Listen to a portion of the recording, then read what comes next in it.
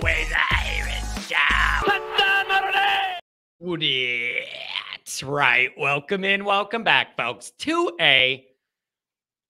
after a long, arduous journey and 5 hours on Sunday, we have figured out that Notre Dame's playing in the Sun Bowl against a team that lost its coach, all of its quarterbacks, and its conference as well. Edition of the Always Irish Show.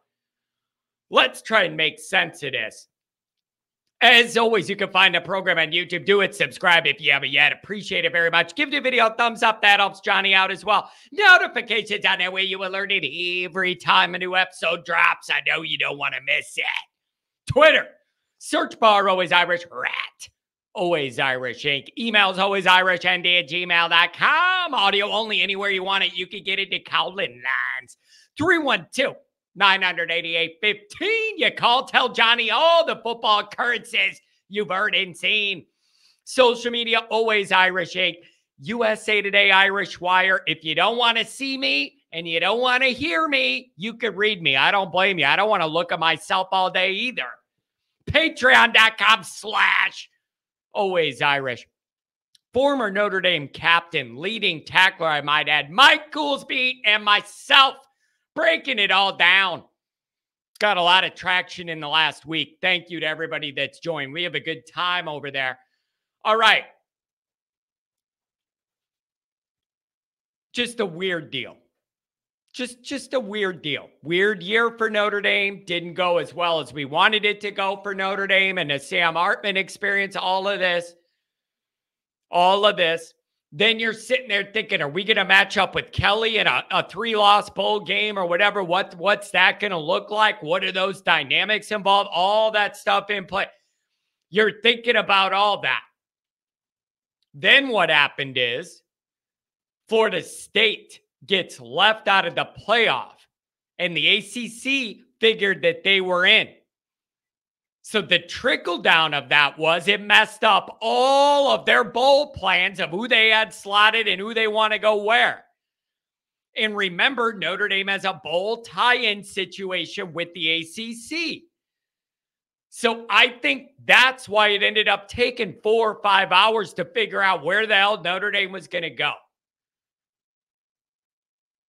And so God bless them. Did you see the video online on Twitter of the Sun Bowl group, like leadership committee or whatever?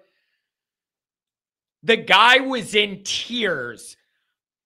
They had a drawing, apparently.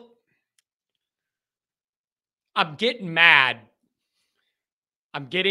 Because why is Notre Dame in bowl games where they're drawing a name out of a hat to determine who's going to what game? Like, it shouldn't be that way.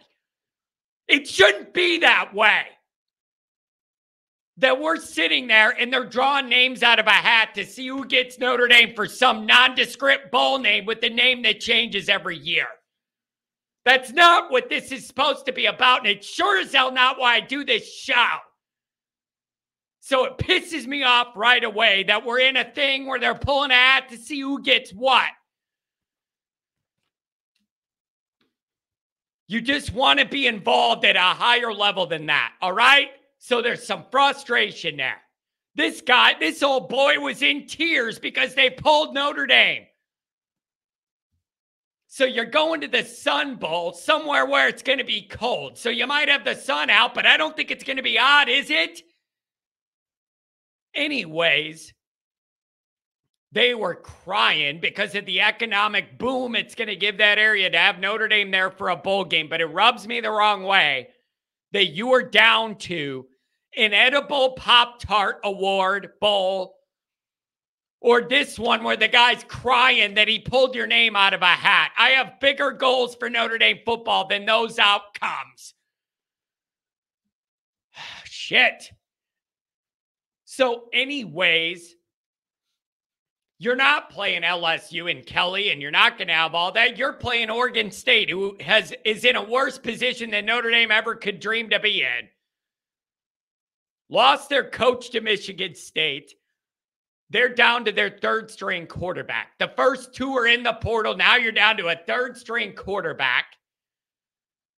It's nothing Notre Dame does is normal. I say it every single week. Nothing Notre Dame does is normal. And it's not always even their fault. They just find themselves in weird situations. Here's another one.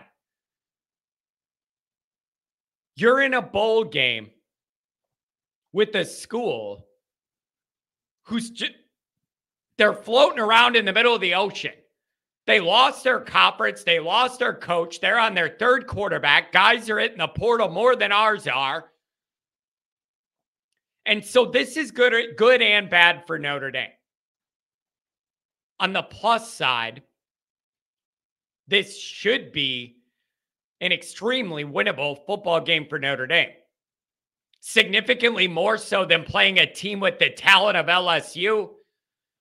Like, take Kelly out of it. The talent Oregon State has is not comparable to LSU. So this game is significantly more winnable. That's a good thing for Notre Dame. Get to the 10 wins. It's not, I needed the 10 to be in the regular season minimum. There's a psychological thing involved with just getting to the 10 wins, a rounded number. Just give me the double digit. Notre Dame should have a good chance to do that. But there's some risk in that. The risk in that is you got to win this game now. There's no lead. You don't get to lose a game against a team with no conference, no coach, and their third quarterback who's thrown one pass in his career. This quarterback we're facing has thrown one pass in his career. One. So what that means is you got to win the game. Notre Dame's got a bunch of opt-outs and more coming, and Oregon State's roster's decimated. Like, it's going to be probably ugly and a nightmare. You got to win this game if you're Notre Dame. And then you can hopefully get to 10 wins. Here's the other thing about it. Let's be real. Playing this team in this bowl game, especially the way they're currently constituted, the needle can only move down. You could beat this team 100-0. It is not going to move the needle up to me at all. It can only go down. Notre Dame's lost all their chances to move the needle forward. That's all done. The only thing you could do is bring it down by losing. So you got to get in there, get this win, get to 10. It's going to look probably, just do it, get to 10, and we move on. You ain't facing DJ. You none of that. None of that. So it's a very winnable game, but the pressure is Notre Dame can't lose it because of all these circumstances. So you got to win this game. And then you move it on to 10 wins and you just move on. But the frustration of waiting all day and the Mickey Mouse thing of pulling Notre Dame out of a hat, it's all, and then, we could have gone to where the mascot's an edible Pop-Tart. Bro, I'm not here for that. I'm not doing this for that. That's so small time. We need to be past it, and we're not. And that upsets me.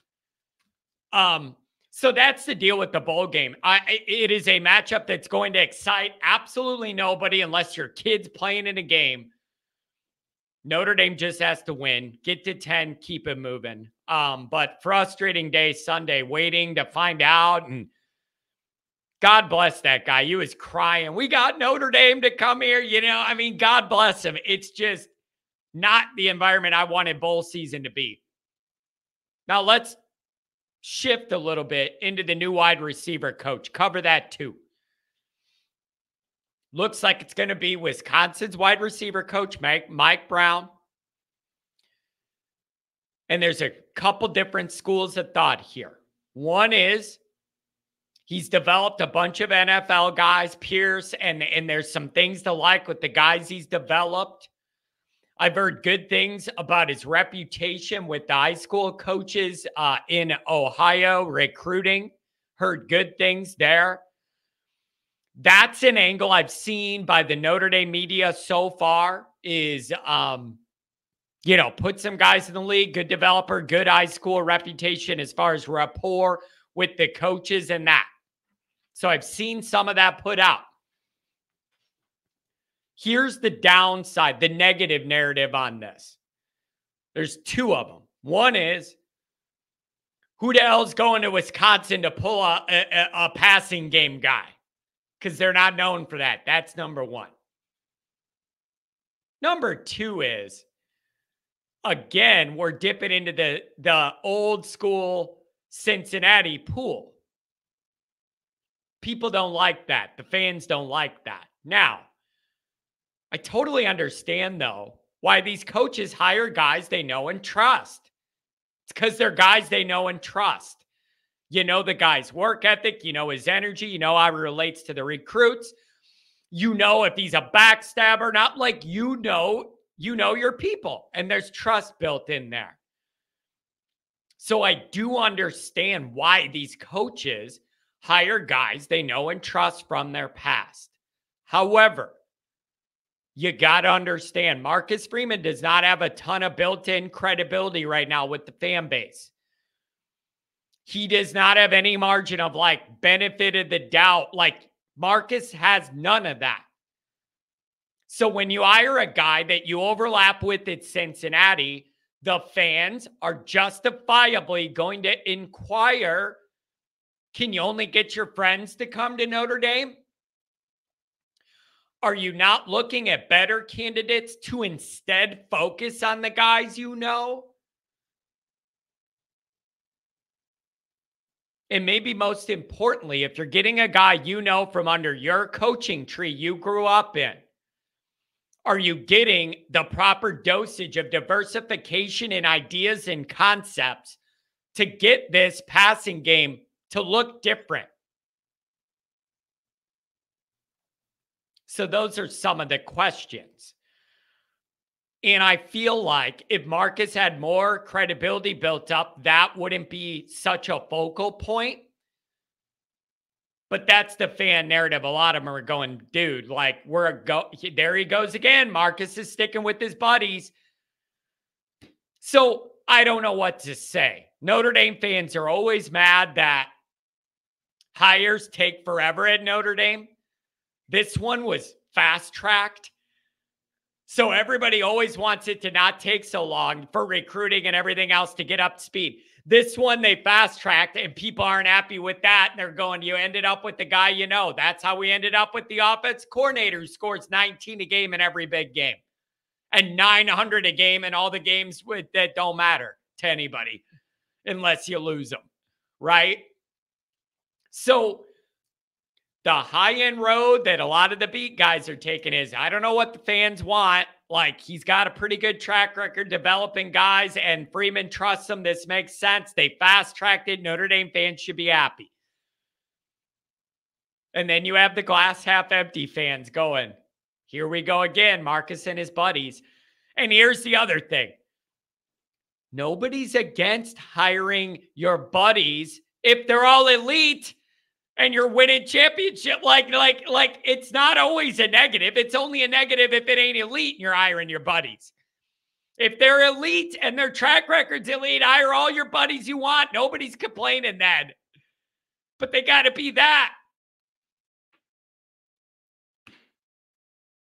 So that's kind of where you end up in this weird spot. And unfortunately, Marcus just doesn't have the credibility right now to be able to make moves and not have people question them, especially coming off the offensive thing where you fired a coach and nobody knows if the problem got solved or not. So I don't know what to tell you on that. So on the bowl game,